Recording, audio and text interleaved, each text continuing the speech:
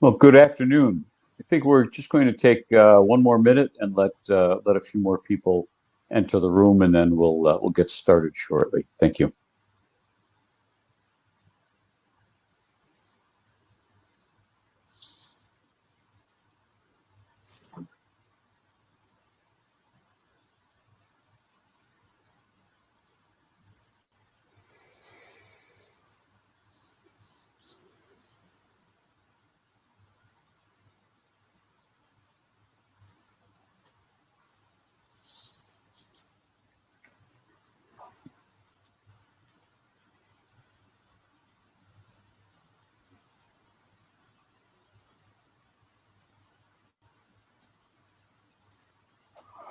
Okay, it's about a minute after, so I think we'll get started here.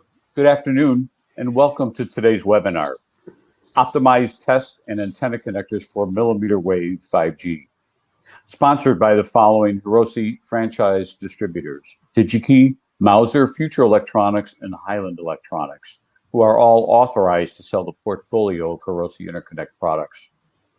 I'm Bill Kysiak, and I'll be your moderator today. We have a few brief announcements before we begin. First, this webinar is designed to be interactive, and we encourage participation in the Q&A session that will take place at the end of our presentation. You can submit questions at any time in the chat area. Please note that we'll get to as many of the questions as we can in the time left at the end of the program. However, if we don't get to your question today, someone will get back to you after the program has ended. If you want to view in full screen mode, click on the red tab on the right side of your screen. And now for today's presentation, Optimized Test and Antenna Connectors for mmWave. Discussing today's topic is Mark Waring, Strategic Account Manager, supporting Hirose's RF, 5G, and consumer solutions. Mark is a graduate of San Diego State with a Bachelor of Science in Physics and an MBA from Pepperdine University. It's with great pleasure I now turn this special session over to Mark. Mark, take it away.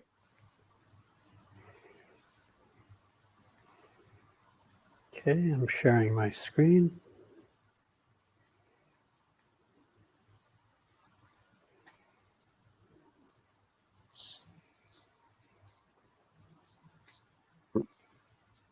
Looks good, Mark. Looks like you're ready to go. Perfect. All right, thanks. Thanks, Bill, and thanks, everybody, for taking your time to join today. I'm going to share a quick overview. We're targeting just half an hour, and that's going to include time for any questions at the end, roughly divided into three parts. First, I'm briefly going to introduce our leading-edge portfolio of RF products, and specifically mmWave test and measurement environment types of solutions. Next, I'll discuss our in-house signal integrity and end system optimization engineering capabilities. And finally, we're going to take a quick look at bringing microconnectors into this mmWave 5G frequency domain for RF transmission. And I will repeat, as Bill mentioned, definitely please share any questions you might have in the chat box. We're not going to interrupt the webinar for those, but certainly include those, and we'll be happy to leave time to address those at the end.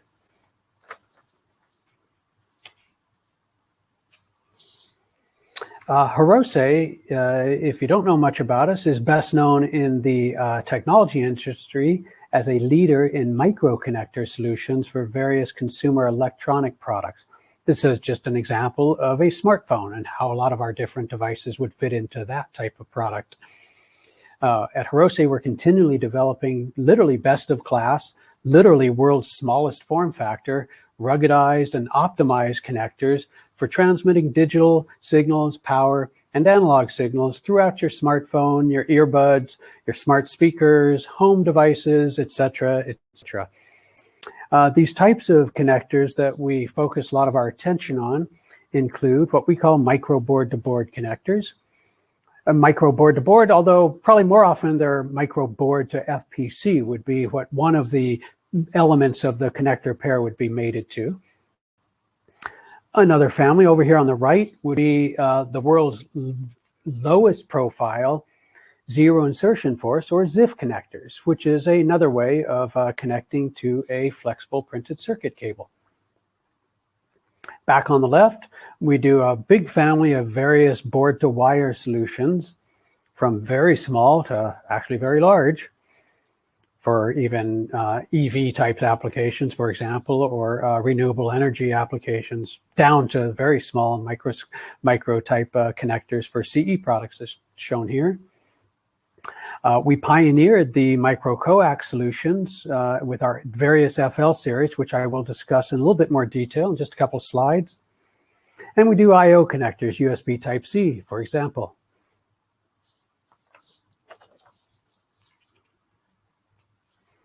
But we also have a more focused portfolio of RF solutions. And some of those core families of those solutions are shown here. I'm not going to address the bottom row today, other than to quickly mention the fact that we do leverage our leading ZIF and board-to-wire capabilities to offer some ganged micro-coax solutions down here in the lower left. We also offer both SMA and professional video BNC 75 ohm series for broadcasting purposes primarily. We do push-on MMCX and SMP, SMPM style RF connectors. We also have some fairly unique hybrid, what we call coax bridge solutions for transitioning a panel-mounted BNC or SMA connection to a much smaller board space solution of a micro-coax. So I will quickly mention what we're offering today in the FL series. Hirose actually pioneered the RF micro-coax solutions, being the very first to market with our own U.FL branded product over 30 years ago, here on the left, which is today a de facto industry standard form factor. Shown to the right are examples of our own progression since then, introducing smaller form factor, higher frequency solutions.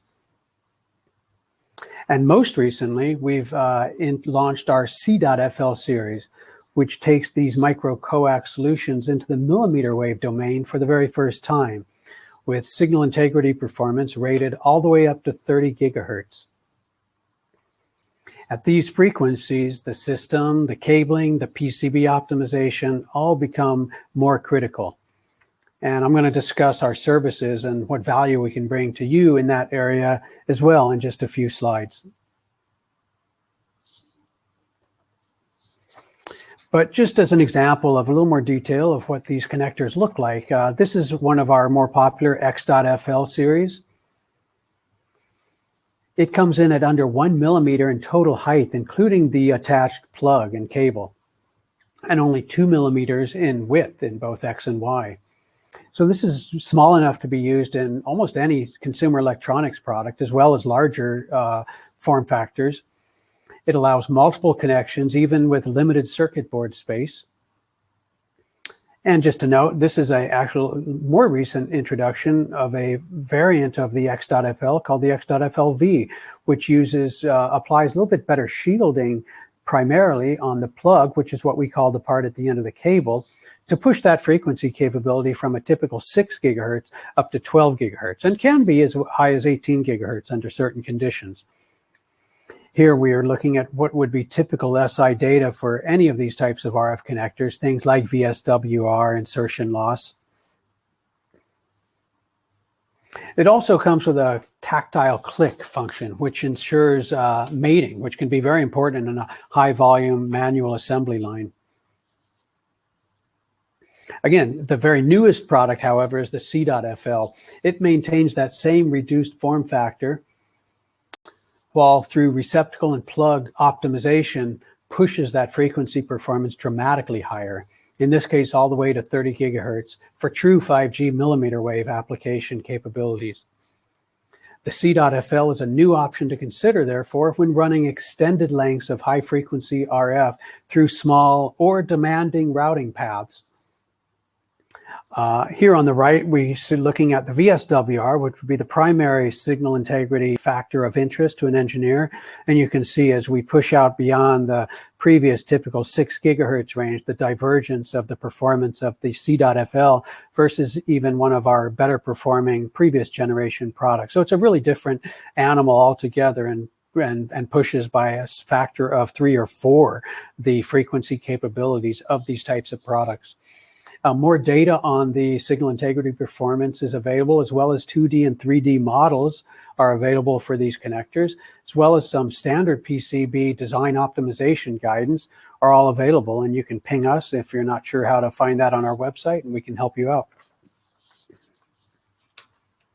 Now, one more thing I think is worth a very quick mention is our leading RF switch family, the MS switches.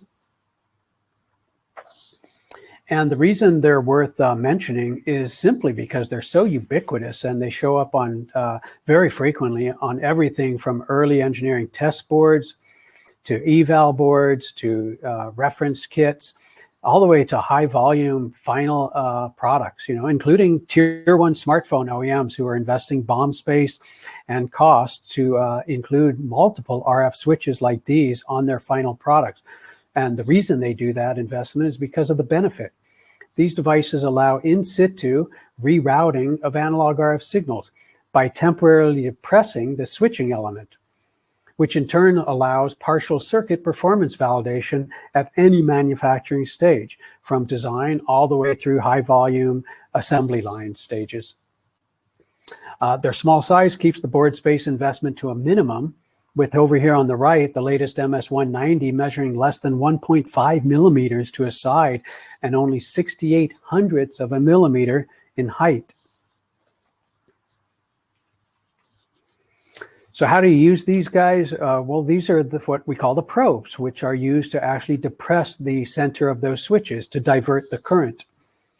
And on the top are 2 examples of probes that are designed for use as fixed-mounted, automation-ready solutions. So these could be used in an automated assembly line. These come with full 3D floating capability, meaning the tip, if you hold it in your hand and play with it, actually jiggles in X, Y, and Z direction. And that prevents damage from continually depressing these devices with some variable tolerances in your system. And on the bottom is a handheld version of the same type of probe for use in a laboratory environment. This can come with some various forms of locking mechanisms as well to help it stay attached to your receptacle on the PCB as you're doing whatever evaluation or experiment you may be doing in a laboratory environment. And back to our overview, let's look at one of the focus areas for today's talk, which are the millimeter wave optimized test and measurement solutions. Who uses these types of connectors? Any engineer who needs to access high frequency RF signals from a new circuit design, for example, from an RFIC output, from an entire RF subsystem assembly, including definitely antenna related signal analysis efforts. These connectors often may be an integral part of a larger circuit, of a component test board, or of a full subsystem, or even end product design. They're connecting to test equipment in one form or another.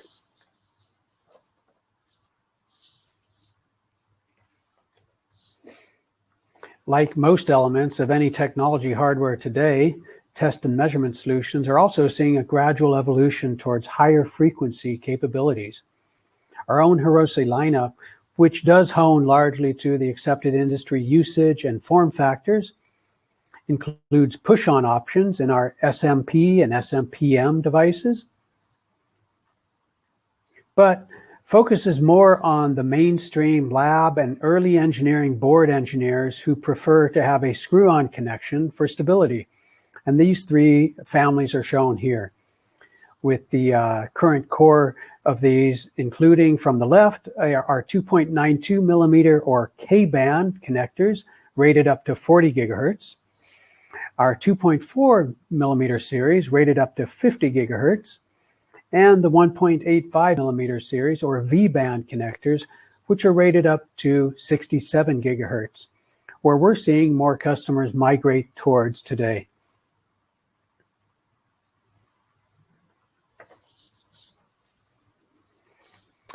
The connectors that are mounted on PCBs are called receptacles. And we provide both vertically mounted options, here shown here, in each of those different flavors, 2.92, 2.4, and 1.85, as well as horizontal mount, or often referred to as edge launch options, shown here on the right. The vertical mount devices are available in two different varieties. One is a strip line variety, and one is a microstrip option. And I'll explain the difference between those in just a second. But these connectors are used anywhere a reliable, easily accessible connection to board circuits is needed to test or transmit high-frequency RF signals to another off-board circuit element, or simply to an external piece of test equipment, such as I showed on the previous slide, a vector network analyzer or an oscilloscope. Now, to clarify the difference between those two vertical types I mentioned, strip line versus microstrip. It's hard to distinguish them just from the overall connector appearance, but if we take a little closer look, we can easily describe the difference between the two.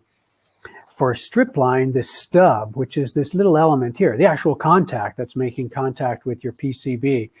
In the case of the strip line version, that stub extends slightly above the plane of the PCB connection, or interface layer between the connector and PCB. And it does so in order to be inserted into a plated via connected to an embedded trace on an inner PCB layer, which may be embedded between two ground planes, for example. The microstrip version, which isn't shown here, but in that case, it's easy to describe. The stub would actually end flush with the mounting surface of the connector itself. And in that case, it's tuned to mate to a surface trace on the top of the PCB trace. So strip line is for essentially for an embedded trace, and microstrip would be for a surface trace.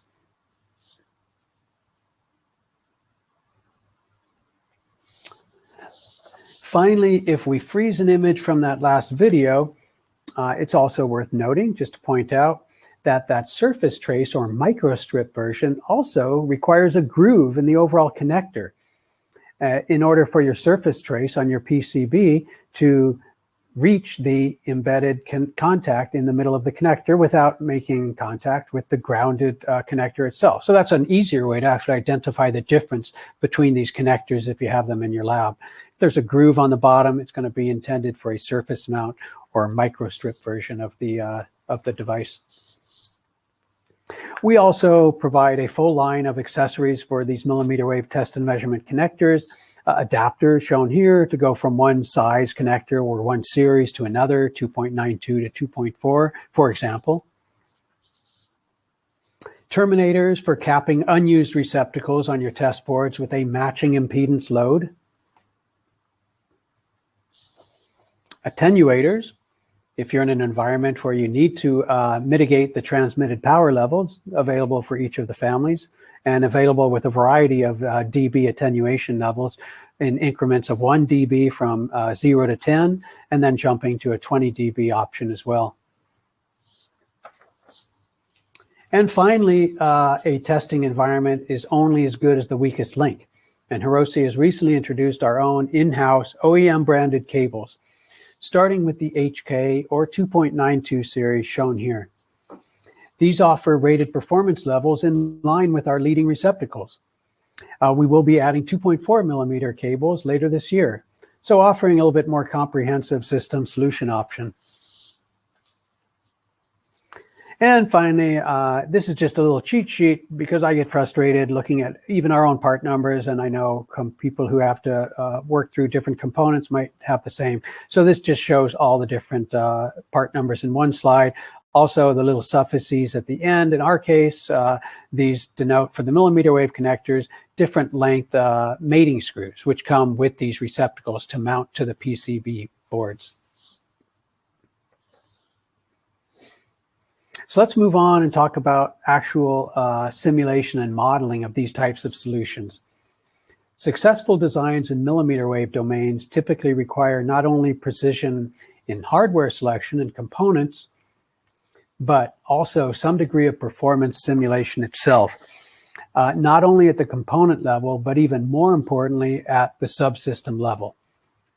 So let's discuss some of those capabilities and take a look at where Hirose adds value. We have a large sales and engineering office here in the heart of Silicon Valley, where I'm located, which includes our own signal integrity engineering team, which serves customers throughout the country. Our engineering team is focused on high-speed design projects, both digital, such as, for example, massive server back-end interconnect solutions, and analog designs, working on largely millimeter wave domain, component, board, and subsystem projects with various customers. And it is all about the system, is one way I've heard it put, about the need to consider each element of an RF millimeter wave design effort. And this starts with the PCB substrate itself. Our SI engineering team offers standard PCB design optimization guidance, but they can also dive deep into a specific customer requirements, design, and questions. This can be as obvious as offering input on ground via locations and anti-pad layouts, spacing, and dimensions, but can go further and address and analyze additional features, including side plating effects on the edge of a PC board, stitching via locations for waveguide solutions, glass weave style effects, again, a PCB related factor, even surface roughness of copper foil layers, via stub effects, not the stub on the connector itself, but stubs that may be legacy stubs and have effects on the actual PCB design, and PCB materials. PCB stack-ups, absolutely something that we get involved in looking at together with customers.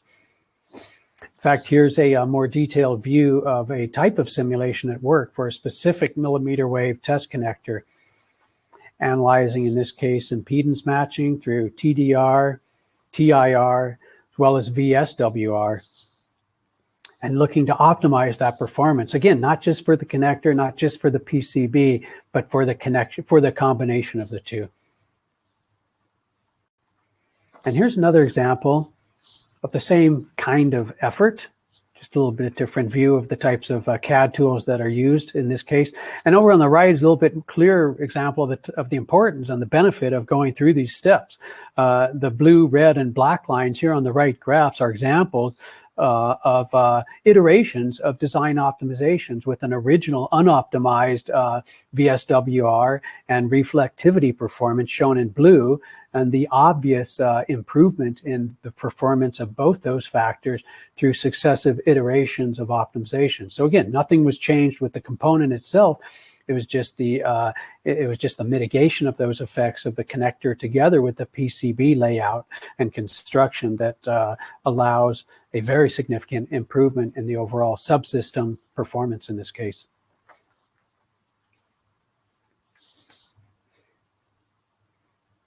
Whoops, oh, there we go. I need to click on that. And finally, here's a recorded example of an actual PCB footprint model being generated in an HFSS environment. This one was done here locally by our San Jose-based engineering team, but they also frequently coordinate directly with our various product design and engineering teams, both at our Yokohama, Japan design headquarters, as well as at our large Korea Design Center location. Of course, this exercise is simply building the model, selecting patterns, stack-ups, and via placements.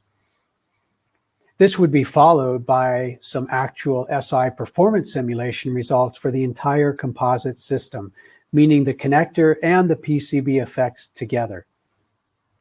We'll look at some analog system performance simulations in a couple slides.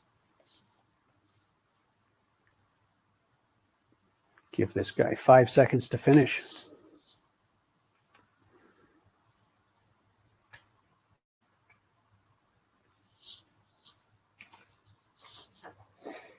And this brings us to the next section of this webinar, which is tying mmWave test and measurement tools, including simulation and testing, to a very current product trend, specifically the emerging landscape of small form factor 5G-enabled products.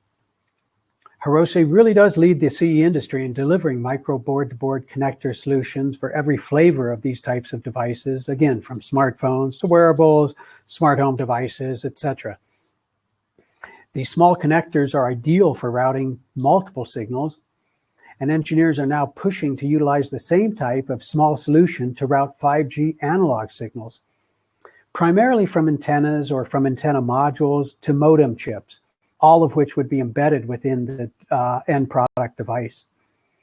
The best example of these types of products that I'm talking about for the board-to-board are the ones at the bottom. And just to show the size, here's a penny scaled up to roughly the correspondence of how this would actually appear. So these connectors are really quite small, down to 1.5 millimeters in total width, maybe 2.5 or 3, down to as small as 2.5 or 3 millimeters in total length. Taking those types of connectors and applying them to 5G RF signaling is a challenge. In 2018, we introduced our first RF analog optimized micro board-to-board solution for 5G, the BM46. This device has a total stack height of only 0.6 millimeters for both parts when they're mated. The pitch between contacts is only 0.35 millimeters, and the width of this device is only 2 millimeters end to end. This device was actually used by multiple OEMs in their first generation 5G CE products. It's rated up to 6 to 12 gigahertz performance. The connector design includes RF optimized contacts for better impedance control and resultant performance capabilities at those frequencies. Up to 12 gigahertz overlaps and covers not only the sub 6 gigahertz 5G band, but it can also work for a 5G millimeter wave configuration when that configuration is used with some frequency shifting or downstepping components, which is actually frequently the case for internal transmission schemes. The BM46 also includes a novel, fully plastic insert mold embedded shield element between the two rows, specifically to optimize RF crosstalk or fixed next performance between RF signals on any upper and lower pins. Here's an actual simulation example of this device showing a representative RF analog transmission signal on a lower pin and showing the mitigation of that propagated noise to prevent interference with any associated RF signals or even digital signals that might be being transmitted on any of the upper rows. Now, in addition to the RF capabilities of the connector, it really does bring immediately an advantage in form factor to the product design as well. The layout and board space advantages are easy to see, where previously a combination of multiple micro coax lines plus another digital flex circuit can all be replaced by a single RF integrated micro board-to-board flex solution. To put this a little more clearly into perspective, here's simply two micro coax connectors spaced closely together on a PCB board.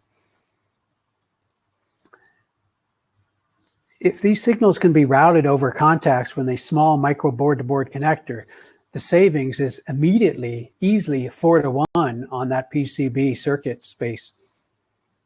And in fact, that doesn't even take into account the fact that your two micro coax cables would likely still require an adjacent flex connector for routing digital and power associated with these transmission signal.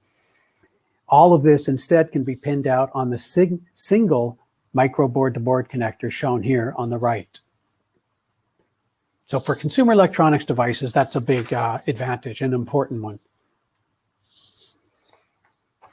Since introducing this first 5G optimized part, Our focus, together with many 5G product design customers, has begun to shift to two new areas. First, considerations of overall external emissions versus simply focusing on internal crosstalk, although crosstalk is still an important parameter on its own. And second, we're now developing solutions at Hirose to push the transmission frequency capabilities of these connectors all the way up to the true millimeter wave range of not only 30 gigahertz, but 40 and even 50 gigahertz to cover the primary millimeter wave 5G frequency bands being ramped up around the world.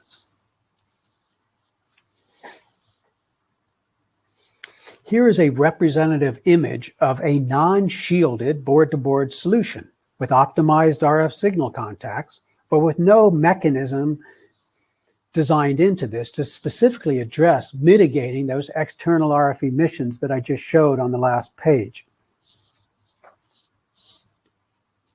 And here is an even more generic but essentially accurate view of the type of shielding we're currently developing to add to these connector structures themselves. In this case, in the form of a directly embedded full 365-degree metal shield element on both the male and the female connector pieces. Some of engineers, I'll bet, have experience doing shield boxes around components or even combinations of components on a board. It's easy to imagine. This is essentially integrating the effect of having a shield box integrated into this tiny micro board-to-board connector to mitigate that power. Is a good way to sort of understand the analogy of what we're trying to accomplish here. And to do this and to look at these types of designs and optimize them takes us to a very different type of simulation environment versus the strict SI metrics such as VSWR. Instead, we now need a model of full far-field radiation fields. The optimization once again proves to be very sensitive to the full subsystem, not only individual components. The PCB, the connectors, and the FPC all must work together to achieve the level of noise integration that's needed. But after these factors are understood and optimized, the result is a dramatic decrease in overall radiated gain. On the left, the unshielded connector I showed has a scale that peaks at minus 37 dB, and the red shadings show that there is still radiation emanating from this structure near that peak value.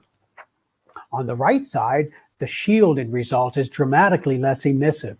Here, the scale peaks at a much lower value of minus 50 dB, and even within that, the yellow shading of the resultant model shows the actual radiation levels are nearer to the minus 50 to minus 60 dB. In summary, test and measurement solutions for millimeter wave domains are not new, but optimizing the performance of these solutions often requires not only precision, repeatable component performance, but also subsystem level analysis and optimization. At the same time, the emergence of 5G millimeter wave solutions in many product areas will continue to add importance to understanding these issues and finding optimized solutions for addressing routing of analog systems throughout these systems. Hirose brings a unique combination of strengths to these efforts, from our core millimeter wave test and measurement portfolio to our in-house signal integrity experience in modeling and simulating, not only at the component level, but at the system level, and working with customers to help bring our own designs to achieve optimal results. We've worked hand in hand with global leaders on enabling 5G solutions already, as well as with industry partners such as next generation FPC cable technology providers, and just as importantly with end customers, bringing those elements together in finished products. We look forward to hearing any challenging requirements you may have at any of these stages and working together to support you in your design and testing requirements. Thanks for your time today, and let me turn it back to Bill to wrap up and capture any questions. Bill? Great, thank you, Mark. And Kim, if we can get it back to the overall view.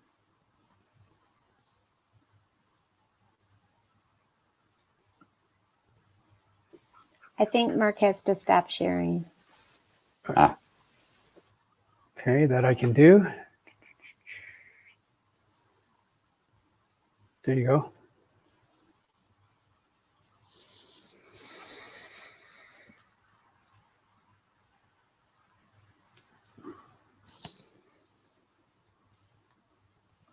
great. And so we'd like to open it up for questions. If you'd like to ask a question, please enter it in the chat section of this website. So let's see if we've got anything in there yet.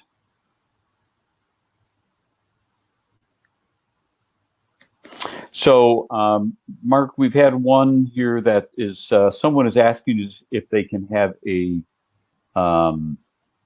VIA optimization PDF file. Is that possible to share with the customer? Most likely, yes. So we need to understand exactly what they're looking for. And so I would suggest that if they've already submitted that question, if they include their name or resubmit another, repeat that question with their name. I think, Bill, we've got their email addresses from the webinar, so we could follow up directly with this individual and make sure we can address their question. But yes, VIA optimization and PDF files or even CAD files of those types of optimizations are something that we generally are happy to provide and work with a customer on. Great. Okay. And I do have their contact information here, so we'll be able to take care of them. Then I have another question. Any release dates for the RF board-to-board connector series? They don't mention a specific series, but RF board-to-board.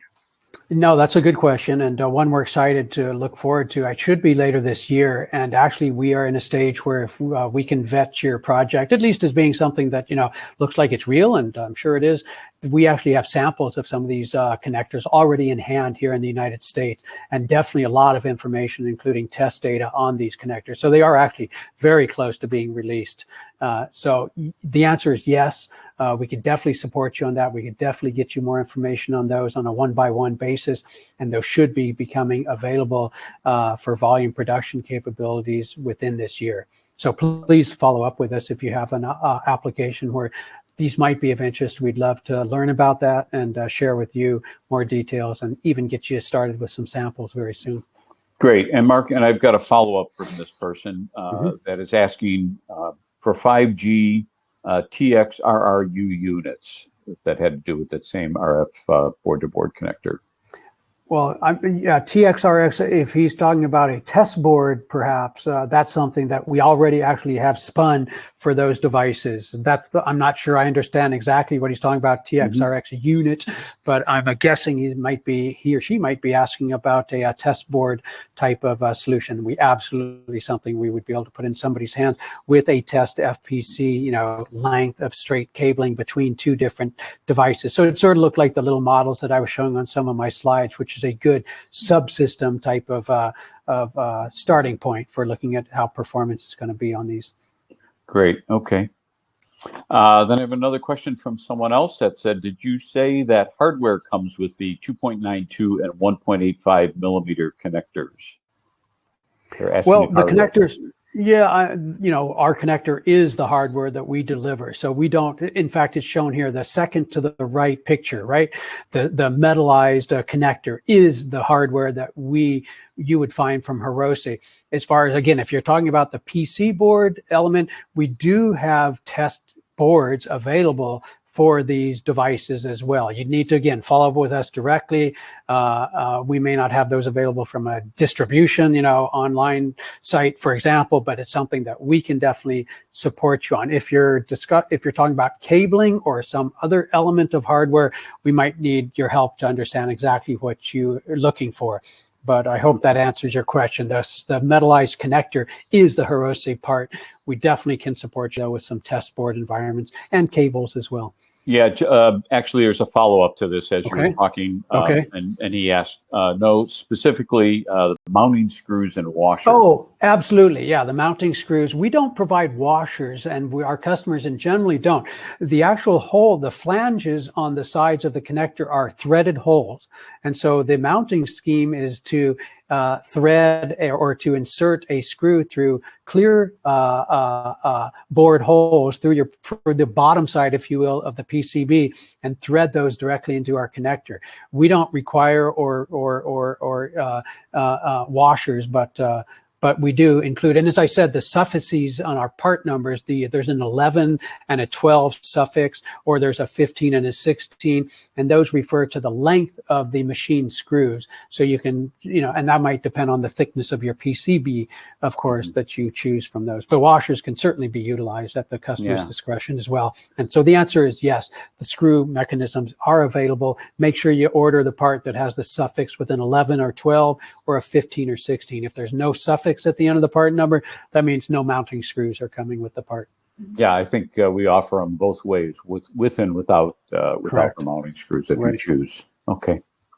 Then I've got another question here that says, how do you shield structures? How do shielded structures keep noise from leaking since the top and the bottom of the connectors are open? Okay, that's a good question. And I think that's referring back to our micro board-to-board connectors in this case, where I showed the picture of the 360-degree shield. And so that you're right, the top and bottom, and that goes back to the fact that it's all about the system, and it's, forget the individual component, which what we've learned in the last 3 years of working with 5G OEMs is for these high frequencies, you really need to optimize a full subsystem. In this case, the top and bottom would be, on one case, the PCB design, where you are going to have a very sophisticated ground via patterning and optimization. You may have additional layers and additional elements embedded in your PCB specifically to mitigate the emission of that high frequency RF. So that would be effectively the bottom of this box that we're talking about, that our 360-degree shield is the walls of. The top of that box would be the most typically an FPC device. And as I said, the FPC manufacturers are also ramping up their technology to increase the radiation mitigation aspect of their devices. And that might also include something like ground stitching along the edges of the FPC, additional ground plane layers on the FPC itself, or even additional materials attached to the surface of the FPC. So the FPC and the PCB would essentially be the top and the bottom. But it's a good question, because you're right. Our shield is simply, if you will, the walls between those two elements. But it all has to work together. And that's where we've spent a lot of time in doing the simulation and modeling to optimize that with partners at both of those stages. Great. Thank you, Mark. And then I've got another question that I'll answer. It was from the person who earlier asked about the RF board-to-board connectors. Simply stated that they're from India. And I think that would be not a problem having someone from our sales organization contact them in India. No problem at all. Absolutely. And just see, we might have one more here. The question is, where can they get specific help on mmWave solutions for modeling in their design, both test and measurement and small board-to-board applications?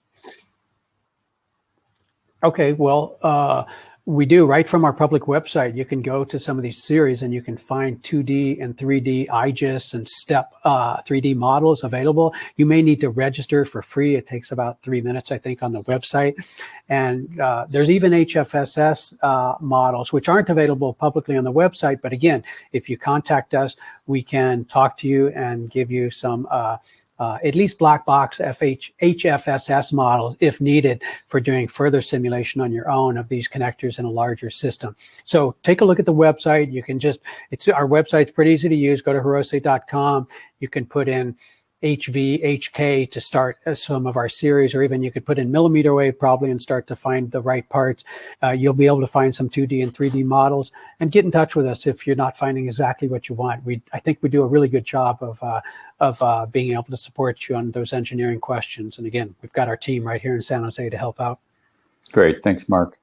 And I think that might be about it for questions. I don't see any more coming in. So maybe we can wrap it up here. Thank you all for joining us today. Hope this webinar was informative and you gained some ideas to help you with your mmWave applications.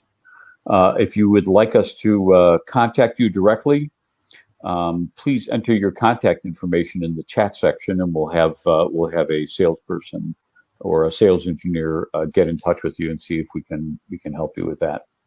And for more information, please visit us at www.hirose.com. And don't forget to follow us on LinkedIn. So good day and stay safe. Again, thanks for coming. Bye-bye.